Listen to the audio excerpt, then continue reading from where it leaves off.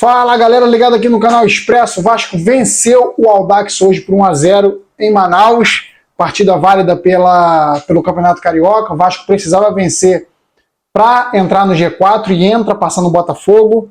Então continua aí Fluminense em primeiro, Nova Iguaçu que venceu o Madureira em segundo, Flamengo em terceiro e Vasco agora ocupando a quarta colocação com 12 pontos.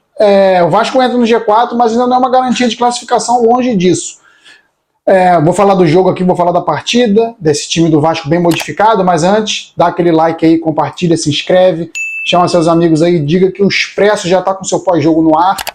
Partida que o Vasco entrou com um time bem modificado, a estreia do Galdames, o Watson entrando como titular pela primeira vez. Gostei principalmente do Galdames ali com Galdames, eu não sei qual é a pronúncia correta ainda, junto do lado do Matheus Carvalho.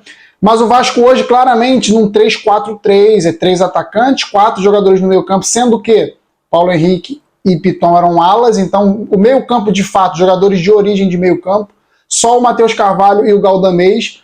Por quê? Porque o Vasco está com o Jair machucado, só volta no que vem, com o Paulinho machucado, só volta no que vem, sem o Payet, que é o cérebro desse time, Praxedes em má fase, entrou na reta final do jogo, então... O que o Ramon Dias fez? Botou 3 zagueiros, para o Vasco ter uma saída de 3, colocou 2 alas, mesmo no esquema 3-4-3. Muitos disseram que foi 3-5-2, eu não vi esse 3-5-2, eu vi mais um esquema 3-4-3. Com os 2 alas apoiando muito, até pela carência da equipe do Audax, uma equipe muito fraca, muito ruim, que o Vasco quase se complicou. Então, o Vasco jogando com 3 zagueiros, entraram ali o Medel, o Rojas e o Léo.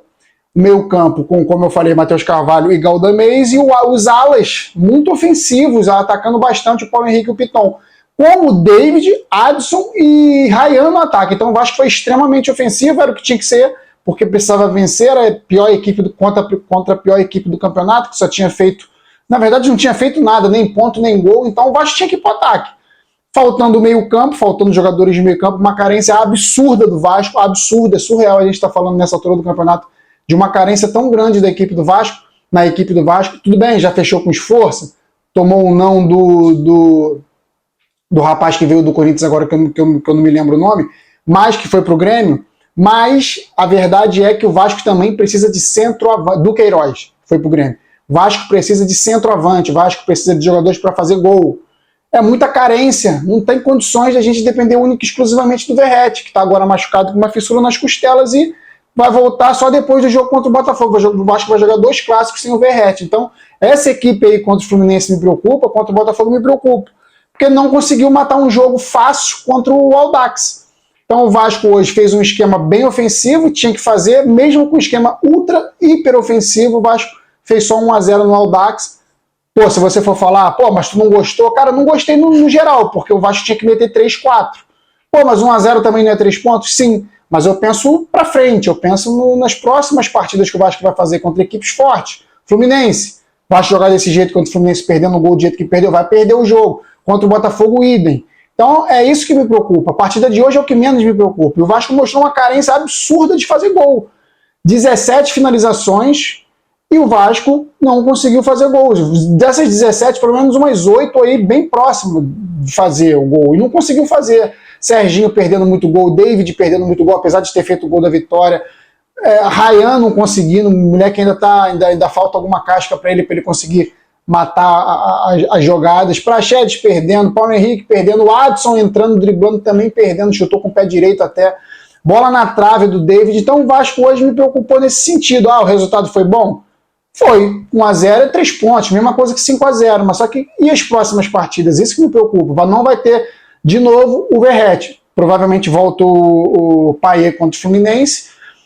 A gente já ganha o meio campo, mas o Vasco está muito carente do meio para frente. Demais, é muita carência do meio para frente. Não dá para contar com esses jogadores. Praxedes teve que entrar hoje. Se os jogadores que estão suspensos não estão suspensos hoje ou machucados, o Praxedes não ia ser opção e o Praxedes teve que entrar em campo. Nem vou falar que ele fez uma má partida, não. Ele fez até uma partida legal. Destaque hoje, para mim, foi o David. Um destaque, que não é aquele destaque, é um destaque. Fez o gol, tentou bastante, fomeou, muito fominha em algumas jogadas, mas ele olhou ao Audax e falou, é a minha chance, é a minha oportunidade, e escancarou a sua carência, a sua falta de pontaria. Perdeu 1 milhão de gols e fez um. Beleza, foi o gol da vitória, mas eu não deixo de destacar que ele perdeu muitos gols, não é a função dele. De resto, eu gostei da movimentação do Watson, apesar de fazer uma jogada sempre parecida, que é cortar para dentro, tocar, procurar a jogada ali cortando para dentro pelo lado direito.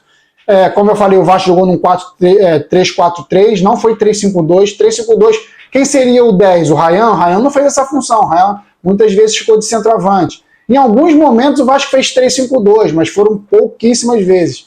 Então o Vasco muito carente de jogadores de ataque para dar opções ao Ramon Dias. Vitória de 1-0, Vasco agora pega o Fluminense, para o Carnaval, pega o Fluminense na quarta-feira de cinzas, briga direta pela classificação, tem que vencer, não pode perder principalmente, e a preocupação é o ataque mais uma vez, quem será o jogador que vai botar a bola para dentro se o Vasco tiver chances.